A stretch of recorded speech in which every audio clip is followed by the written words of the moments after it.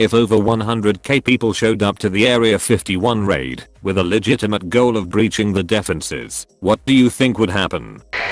The US government will test out its new non-lethal weaponry. Edit. In response to the replies saying that they'll use lethal weaponry, they will likely use a combination of the two categories. However, I don't believe the government wants to go Tiananmen Square on us yet and massacre everyone in a crowd at such a high profile raid. It would look terrible, and it would almost definitely spark something. I also just want to point out one more thing. There's likely nothing of extreme importance at Area 51. The government would be dumb to keep its secrets where everyone in the country believes its secrets are. Final edit. There are a lot of responses saying that because it would be stupid to store secrets in Area 51, it's actually a good idea. I disagree with this because not everyone in the population thinks the same way. It's like the majority that believes that there is something there, while the minority believes that there is nothing there due to the majority thinking there is. It's lot less risky to just store secrets in a less popular base than to rely on everyone falling for reverse psychology.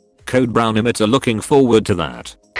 Well, with the main gate being 15 miles from the actual base, I picture well over 3/4s giving up in the first mile. The rest will fall along the way. No one will come even close to seeing anything classified. This is all without security intervention BTW. They'll sit and laugh watching the whole thing unfold via CCTV cameras. Then they will drive out and escort the survivors out into awaiting sheriff's vans to be charged on federal trespass charges.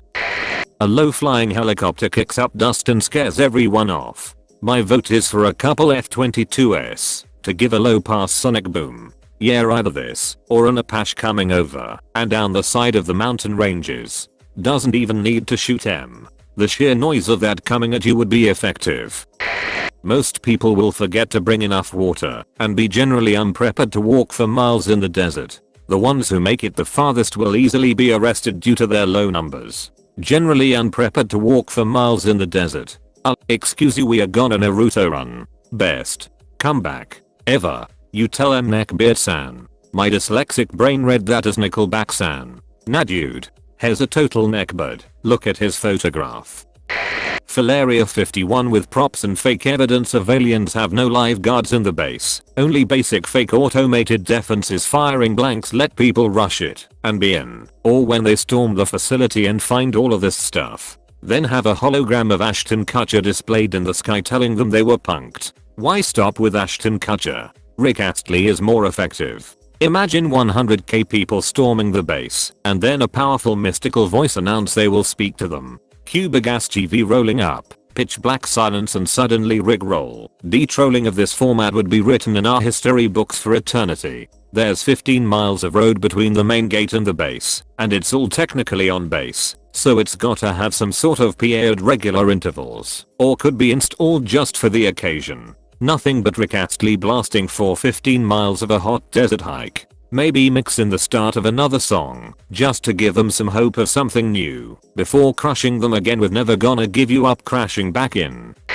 It's a bunch of people in the hot, dry desert, with less logistical support than the Fee Festival, trying to Naruto run across tens of miles. Emergency search and rescue services would spend the first couple days retrieving people in varying degrees of heat exhaustion, dehydration, and extreme sunburn. They would spend the next couple of months retrieving the rest of the corpses. Hospitals would be full all over the state. The survivors would mostly end up arrested, save possibly for those who didn't even make it to the sign. Base security would get a nice workout, though. They could stop 90% of these people just by making the run up to the fence's slight incline. No one escapes Fat Camp because the exit is up a gentle incline.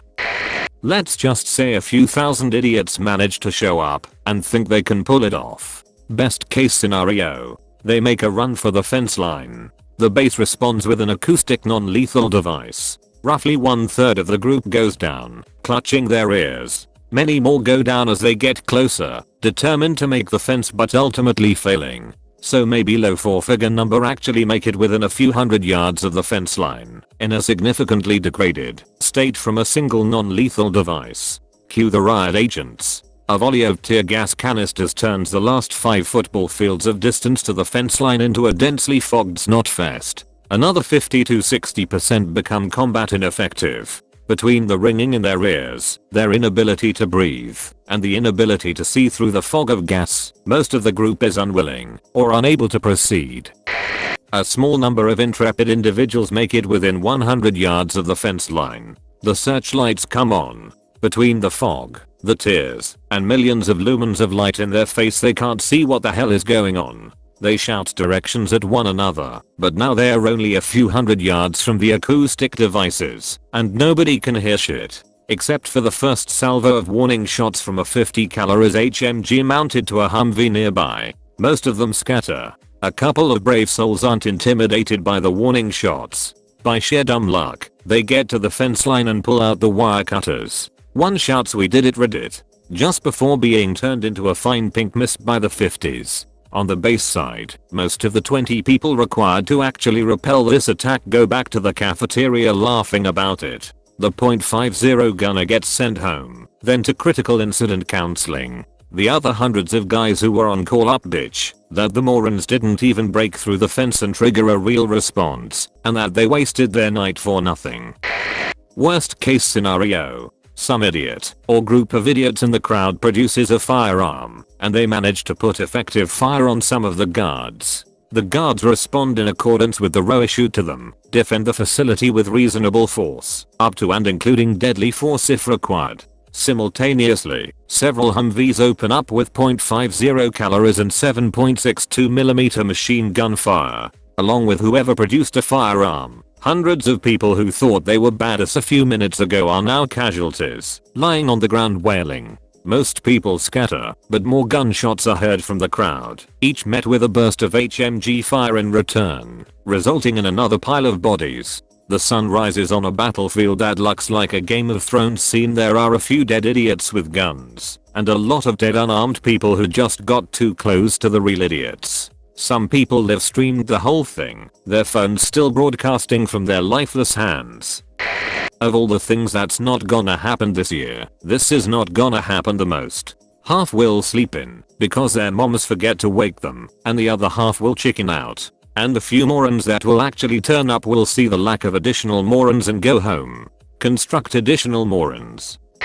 They would probably use tear gas or other riot control methods. There will be razor fences too. The enforcement, I mean. Only police can use tear gas for crowd control. The military can only use tear gas on its own people for chemical warfare training. Otherwise it's just chemical warfare and explicitly banned. In different news, the military conducted an unannounced chemical warfare training using over 100k new recruits. This actually made me laugh. They could likely throw out some info in the days prior. Any access within X boundary surrounding Area 51 equals full permission and admission into the US military, foregoing signature and oath, giving your consent to undergo immediate immersion training as seen, fit by DS staff.